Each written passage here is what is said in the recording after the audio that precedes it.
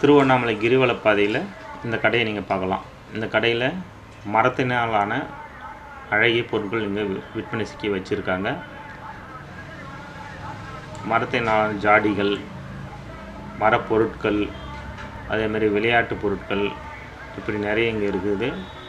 நகைப்பெட்டிகள் வந்து அழகாக இங்கே செஞ்சு மரத்திலேயே செஞ்சு விற்பனைக்கு வச்சுருக்காங்க. நீங்கள் கிரிவலம் செல்ல நேரிட்டால் இந்த இடத்துல இருக்கிற இந்த கடையை நீங்கள் பார்வையிடலாம். உங்களுக்கு தேவையான பொருட்களையும் நீங்கள் வாங்கிக்கலாம். இதுதான் நகைப்பெட்டி, மரத்திலேயே அழகாக செஞ்சுருக்காங்க.